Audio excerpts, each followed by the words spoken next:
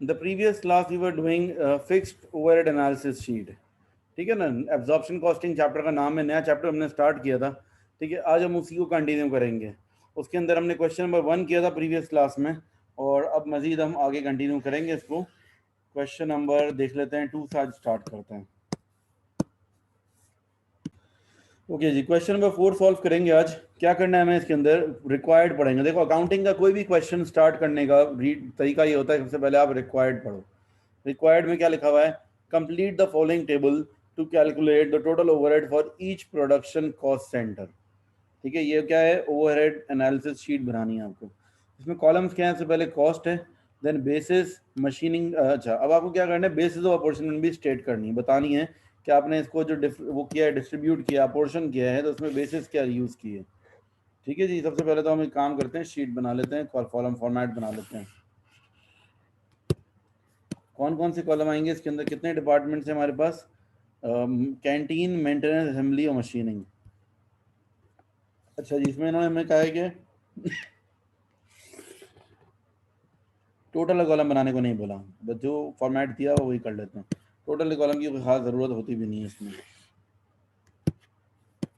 Last question number 1 जो हमने किया था उसमें टोटल कॉलम था, तो हमने बना लिया। वैसे मेजोरिटी क्वेश्चंस में टोटल कॉलम नहीं बनवाते, क्योंकि ज़रूरत नहीं होती उसकी, वैसे भी जगह कम पड़ती है, इतने सारे कॉलम बनाने होते हैं। तो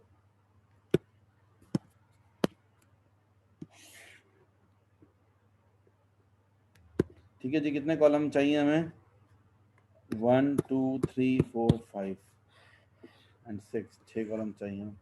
ये 1 हो गया कॉस्ट, 2 3 4 5 6, ठीक है।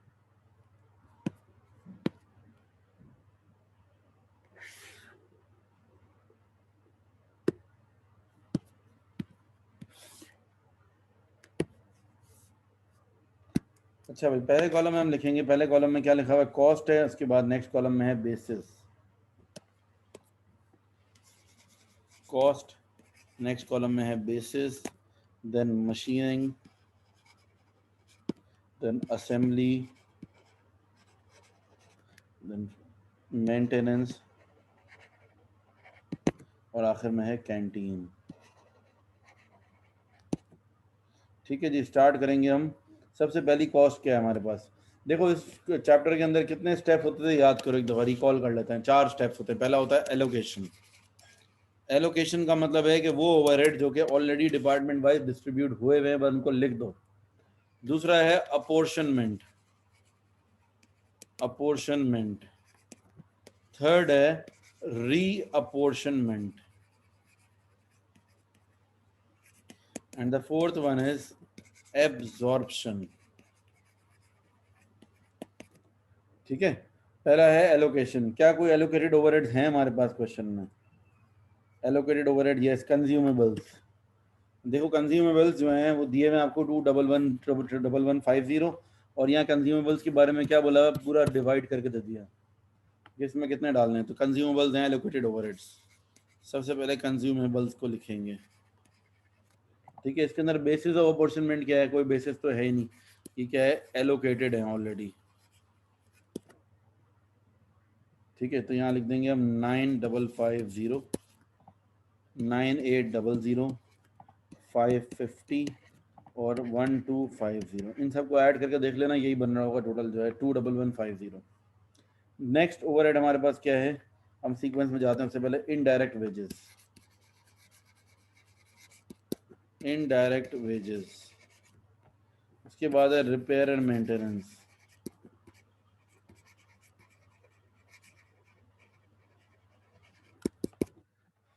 ठीक है, इनडायरेक्ट वेजेस कितना है, 2,120 है। इसको डिस्ट्रीब्यूट करो चारों में। बेसिस ऑफ अपॉर्चुनमेंट क्या लेंगे इनडायरेक्ट वेजेस की, नंबर ऑफ एम्प्लॉइज। ठीक है, इनडायरेक्ट वेजेस के लिए बेसिस क्या लेंगे, नंबर ऑफ एम्प्लॉइज।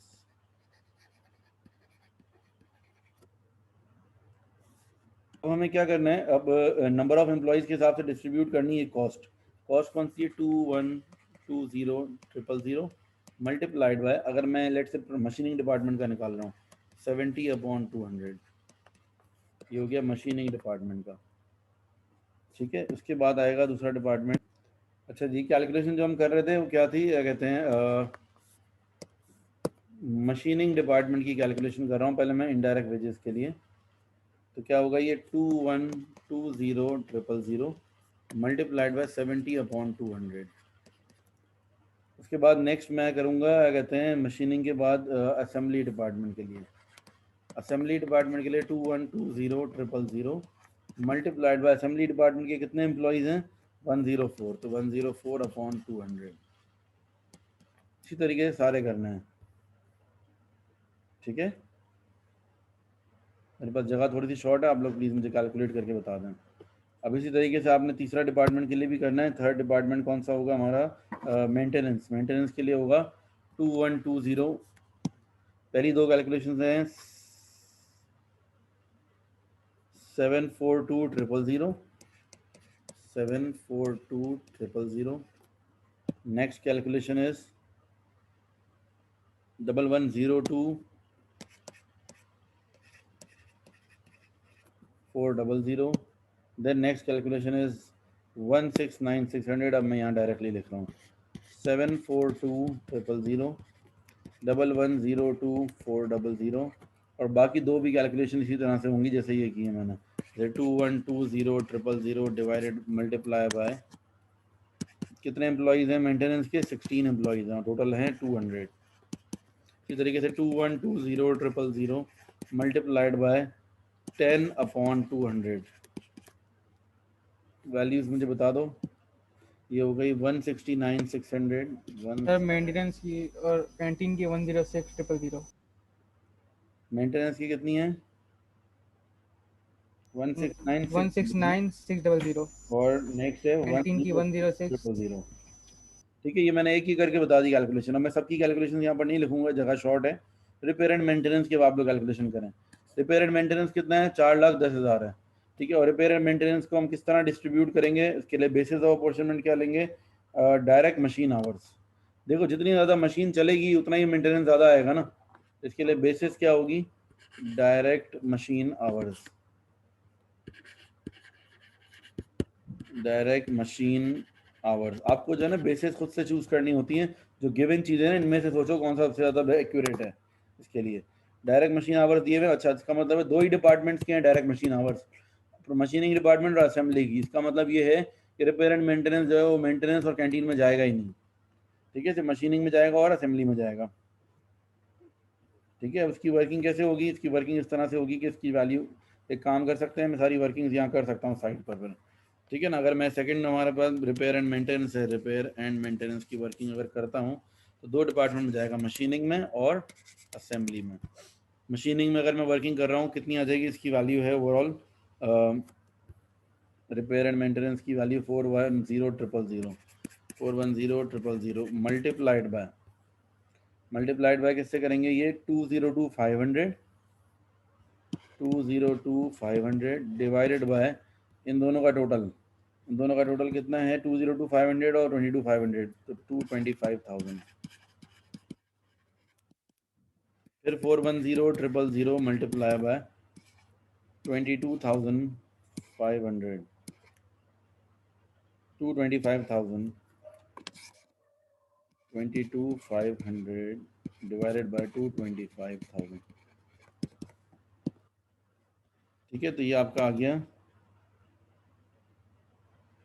वैल्यू बता दो मुझे इसकी। ये 369,000 और 41,000।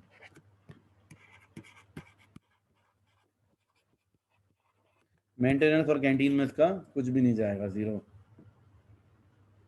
ठीक है, फिर थर्ड डिपार्टमेंट हमारे पास कौन, थर्ड है रेंट एंड रेट्स।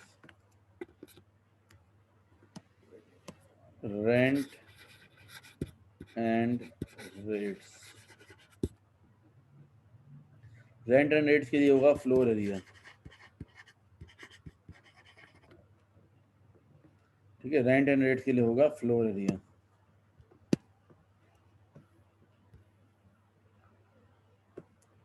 $53,000 है रेंट एंड रेट्स ना, इसको डिस्ट्रीब्यूट करो according to the floor area.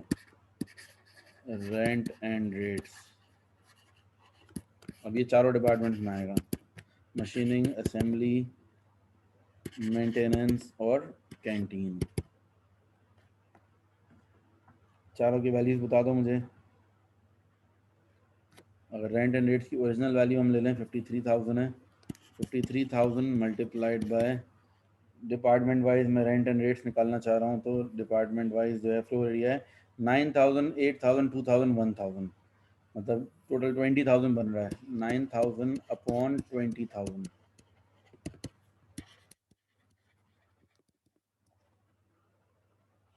7,000 sorry 8,000 upon 20,000, 3,000 into 2,000 upon 20,000,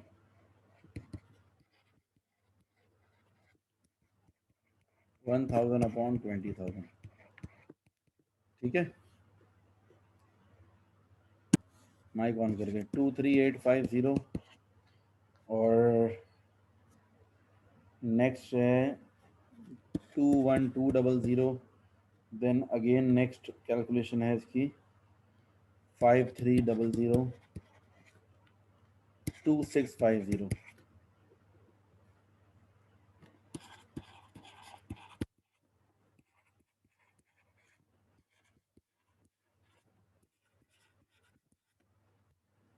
ठीक है, अच्छा भाई, रेंट एंड रेट्स के बाद नेक्स्ट आ जाएगा आपके पास नेक्स्ट एक्सपेंस है machine insurance. Machine insurance, machine insurance के लिए होगा बेसिस क्या होगी, cost of machine, cost of machine. ठीक है, जितनी मशीन की कॉस्ट ज़्यादा होगी उतनी ही इंश्योरेंस भी उसकी ज़्यादा होगी, जाहिर सी बात है। तो कॉस्ट ऑफ मशीन के हिसाब से होगा। तो हमारे पास जो है कहते हैं मशीन की कॉस्ट कितनी है यहाँ पर देखिए, 617,500 और 332,500, मतलब ये वाली कॉस्ट भी सिर्फ दो ही डिपार्टमेंट्स में जाएगी। ठीक है, दोनों को अगर प्लस कर लें तो कितना बन जाएगा टोटल, बता देते मुझे। 617, सर 950,000। 950,000 टोटल। सॉरी, डेप्रिसिएशन की वैल्यू है, इंश्योरेंस है 24,000, 24,000 multiply by 617,500 upon 950,000, then 24,000 into 332,500 upon 950,000। अच्छा जी, क्या आ रहा है आंसर बताएंगे?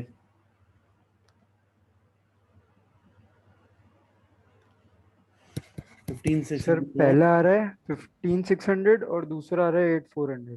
सही है, सही है, इन दोनों में नहीं आएगा। ये हमने क्या किया, इंश्योरेंस कर लिया।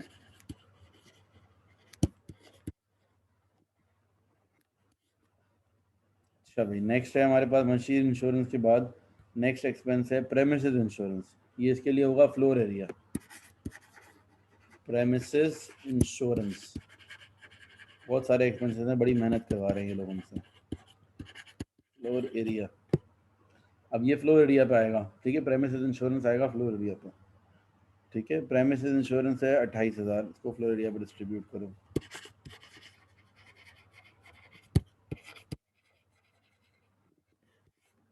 अच्छा भाई, 28,000 है, अकॉर्डिंग टू फ्लोर एरिया करना पड़ेगा 9,000 अपॉन 20,000, फिर 28,000 को multiply by 8,000 upon 20,000, then again 28,000 multiplied by 2,000 upon 20,000, then 28,000 multiplied by 1,000 upon 20,000। ठीक है, निकालो उसका आंसर क्या आएगा।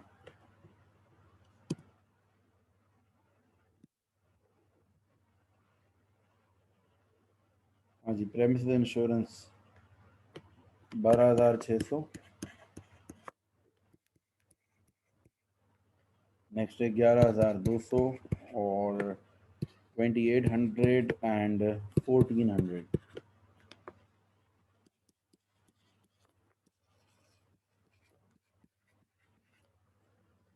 अच्छा भाई, अब आगे चलते हैं।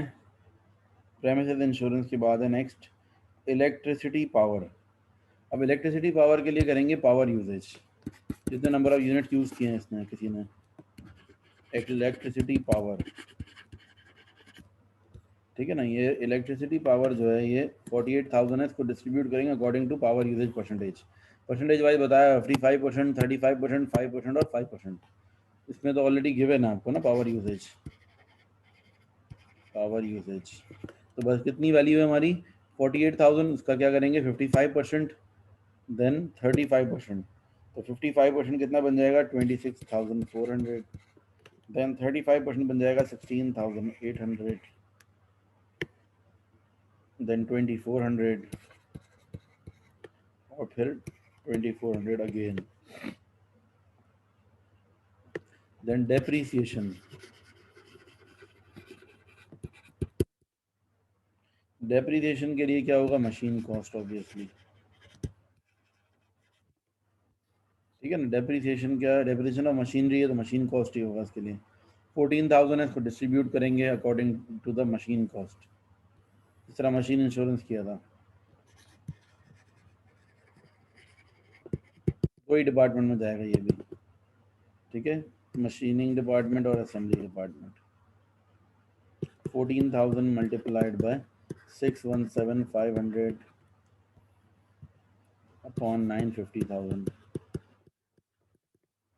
14,000 मल्टीप्लाइड बाय, अच्छा डेप्रीसिएशन जो है वो मशीन कॉस्ट पर ही जाएगा। वैसे इसमें एक गलती आमतौर पर बच्चे क्या करते हैं कि वो उसमें ले लेते हैं रिपेयर एंड, जिस तरह वो किया था मशीन आवर्स। मशीन जितने आवर्स चल रही है उस हिसाब से डेप्रिसिएशन नहीं होगा, मशीन कितनी महंगी है उस हिसाब से डेप्रिसिएशन कैलकुलेट होगा, ठीक है ना। तो ये एक इम्पॉर्टेंट बात है। 332,500 डिवाइडेड बाय 950,000, ठीक है। तो ये आंसर आ जाएगा इसका 9,100 और 4,100।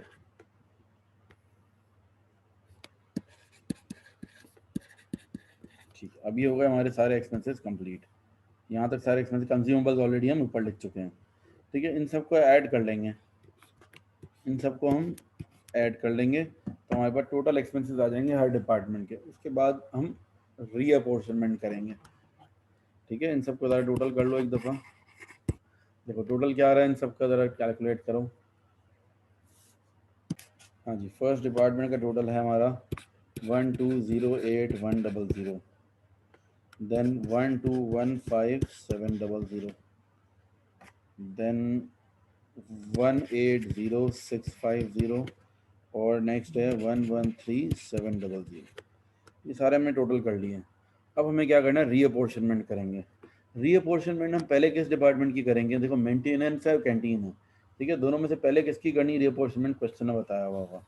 अब देखो ये जो कैंटीन डिपार्टमेंट है ये तीनों डिपार्टमेंट को सर्विस दे रहा है, रीअपोर्शनमेंट पहले उसकी करते हैं जो बाकी तीनों को सर्विस दे रहा हूँ, फिर सेकेंड टाइम उसको करेंगे जो दो डिपार्टमेंट को सर्विस दे रहा हूँ। तो पहले कैंटीन की रीअपोर्शनमेंट होगी, ठीक है। रीअपोर्शनमेंट ऑफ, अपॉर्चुनिमेंट हो गया क्या या है नहीं? रीअपोर्शनमेंट ऑफ कैंटीन, ये अपॉर्चुनमेंट तो हो गया ना। ये जो हम कर रहे हैं, जो डिस्ट्रीब्यूट कर रहे थे कॉस्ट को सारे डिपार्टमेंट्स में, रीअपोर्शनमेंट थी। अब हम कर रहे हैं रीअपोर्शनमेंट, रीअपोर्शनमेंट ऑफ कैंटीन। कैंटीन की रीअपोर्शनमेंट के लिए बेसिस क्या होगी, नंबर ऑफ एम्प्लॉयज। जितने एम्प्लॉयज ज़्यादा होंगे जिस डिपार्टमेंट में, उस डिपार्टमेंट को कैंटीन की भी कॉस्ट उतनी ज़्यादा बेयर करनी चाहिए, ठीक है ना। तो रीअपोर्शनमेंट ऑफ कैंटीन के लिए नंबर ऑफ एम्प्लॉयज होंगे, कैंटीन की पूरी कॉस्ट को माइनस कर दो, कैंटीन की पूरी कॉस्ट ज़ीरो कर दो और उसको बाकी तीनों डिपार्टमेंट्स में डिस्ट्रीब्यूट कर दो according to the number of employees. लेकिन यहाँ इन्होंने दे ही दिया है, बल्कि नॉर्मली हमें नंबर ऑफ एम्प्लॉयज़ से करना होता है, लेकिन इस क्वेश्चन में क्या हुआ है कि इन्होंने ऑलरेडी हमें बता दिया है कि ये परसेंटेज दी हुई है कि इस परसेंटेज के लिहाज से आपको अपोर्शन करना है। तो इसीलिए जो है कहते हैं हमें परेशानी नहीं होगी, ठीक है ना, बेसिस बता दिए हैं। नंबर ऑफ एम्प्लॉयज़ से फिर करने की ज़रूरत नहीं, नॉर्मली नंबर ऑफ एम्प्लॉयज़ से करना होता है, लेकिन यहाँ बता दिया परसेंटेज दी हुई है ऑलरेडी। कितनी है इसकी, देखो 35%, 60% और 5%।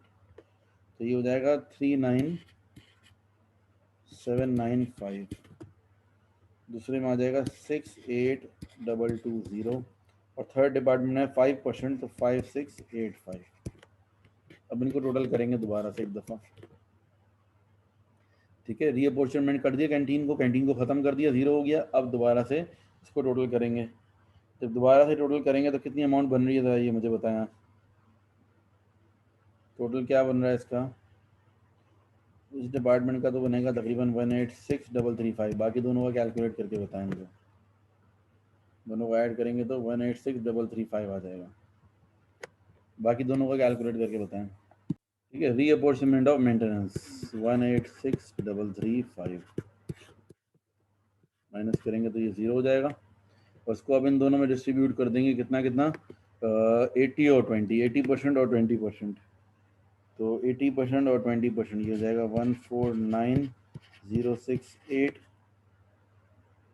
और फिर हो जाएगा 37267।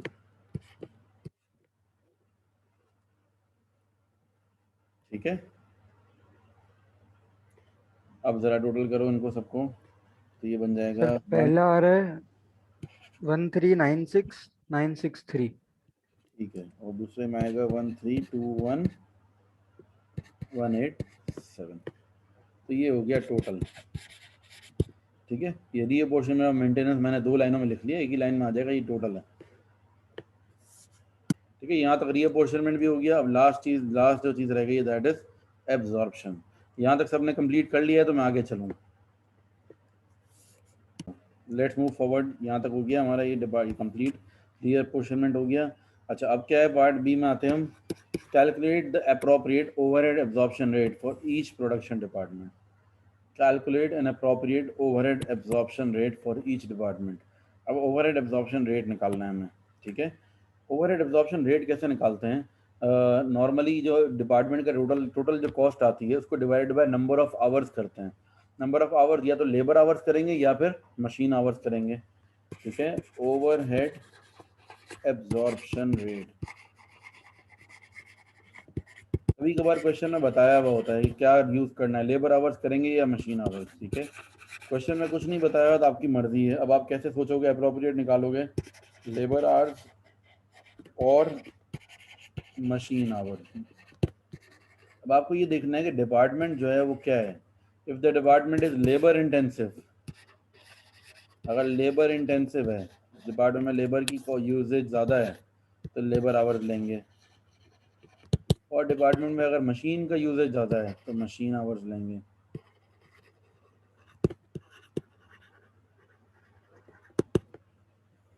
ठीक है, अच्छा भाई, अब देखो क्या कहते हैं,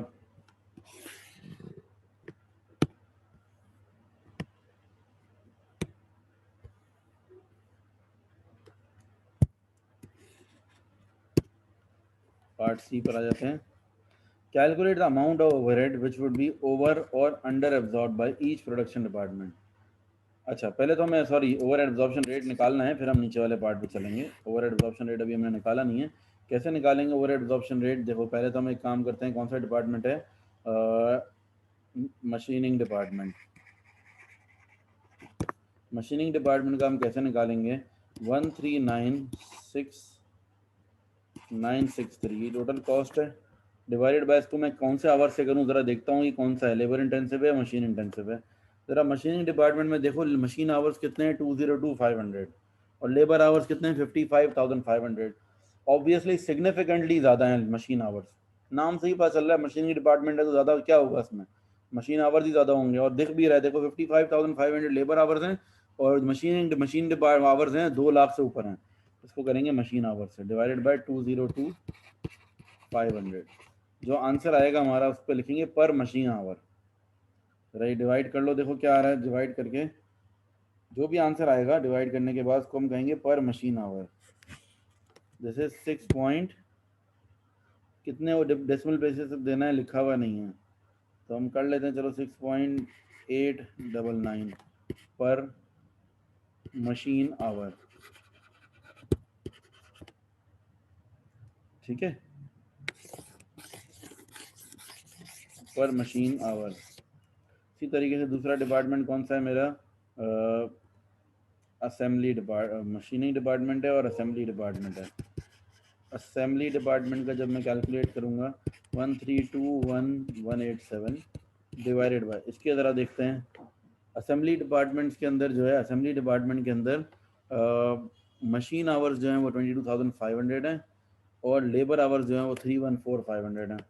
अब दोनों में से ज़्यादा क्या है, ज़्यादा सिग्निफिकेंट क्या है इसमें, लेबर आवर्स हैं 314,500, 314,500।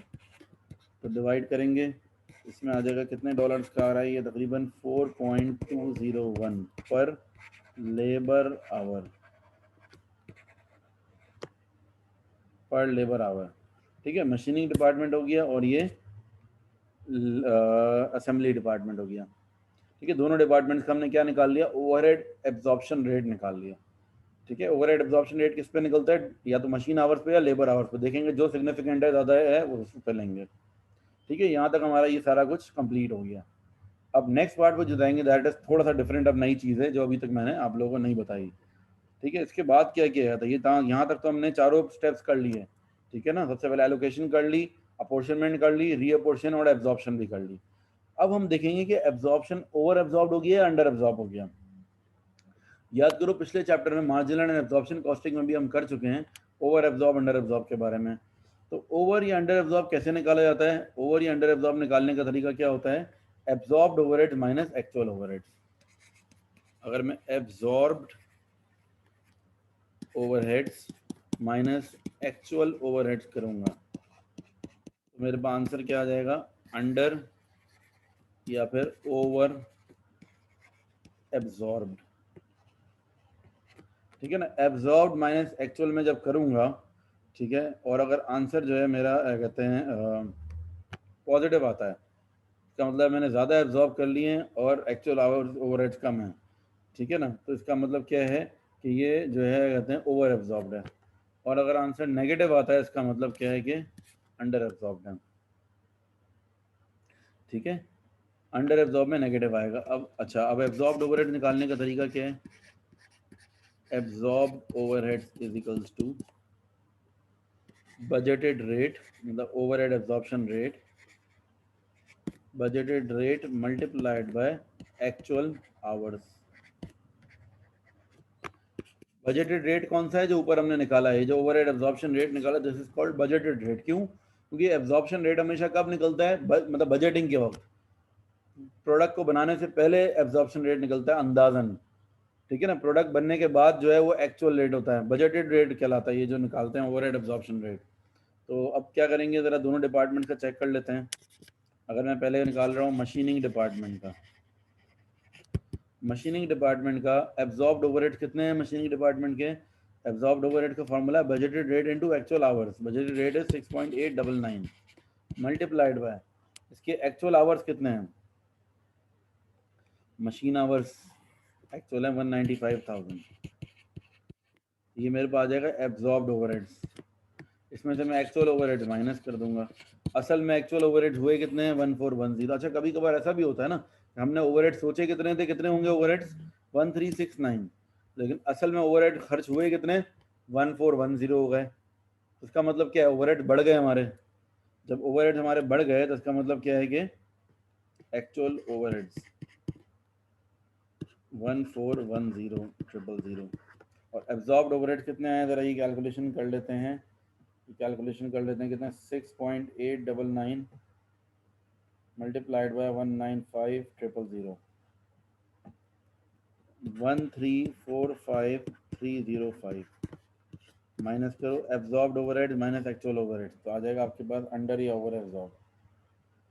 तो ये आ गया अंडर एब्जॉर्ब, 64695 का अंडर एब्जॉर्ब्ड आ गया, क्योंकि आंसर नेगेटिव में आ रहा है। ठीक है, ये हो गया मशीनिंग डिपार्टमेंट का। रिपीट वंस अगेन, क्या करना है आपको, अंडर या ओवर एब्जॉर्ब निकालने के लिए absorbed overheads minus actual overheads. Absorbed overhead निकालने का तरीका क्या है, budgeted rate into actual hours. तो एब्जॉर्ब्ड ओवरहेड्स क्या हो गए, budgeted rate 6.899 multiply by actual hours 1345305 minus actual overhead, actual overhead है 1410000। तो ये अंडर एब्जॉर्ब्ड आ गया, क्योंकि माइनस में आंसर आ रहा था अंडर एब्जॉर्ब्ड। अब यही चीज़ हम करेंगे असेंबली डिपार्टमेंट के लिए।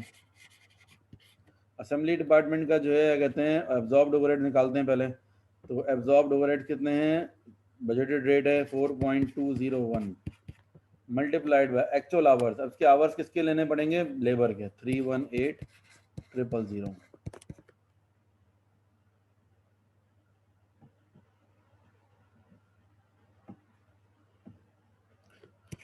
1335918 ये आपके हो गए एब्जॉर्ब्ड ओवरहेड्स। फिर एक्चुअल ओवरहेड्स कितने हैं? एक्चुअल ओवरहेड मतलब असल में खर्चा हुआ कितना? असल में कितना खर्चा हुआ है? 1312000 माइनस कर लेंगे।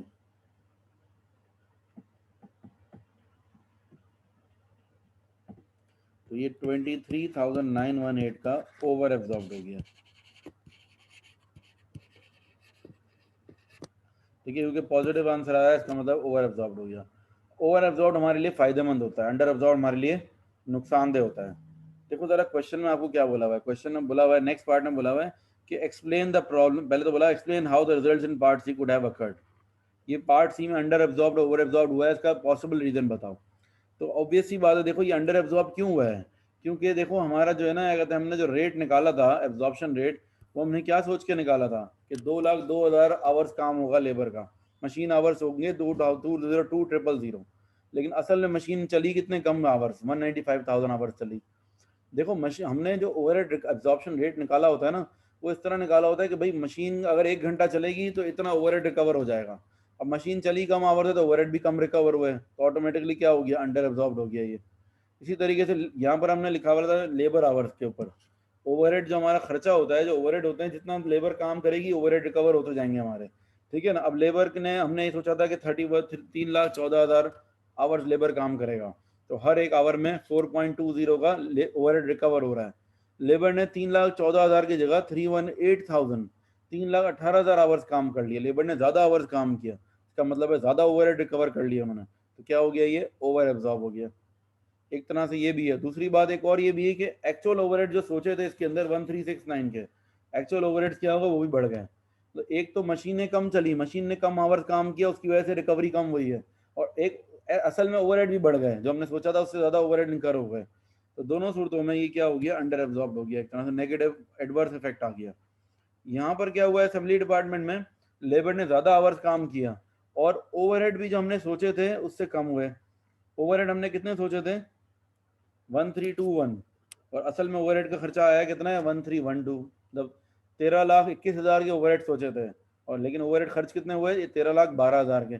ये थोड़ी सी बचत हो गई, और लेबर ने भी ज्यादा काम कर लिया, तो ओवरऑल दोनों प्लस पॉइंट्स हो गए, तो ओवर एब्जॉर्ब हो गया ये। ठीक है ना। पार्ट सी में जो एक्सप्लेन करना है उसमें आप यही एक्सप्लेन करोगे कि मशीनरी डिपार्टमेंट में कि less machine hours are worked and overheads have also increased. तो ये दोनों ही एडवर्स इफेक्ट्स जा रहे हैं।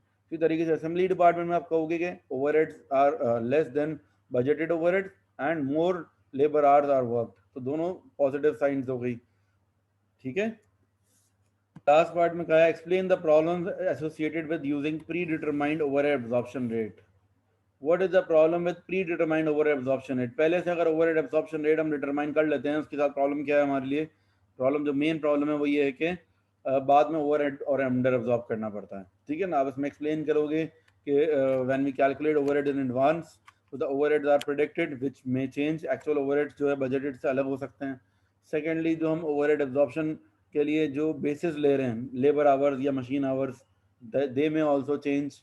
ठीक है। तो ओवरऑल क्या होता है? हमारी कॉस्टिंग पर फर्क पड़ जाएगा।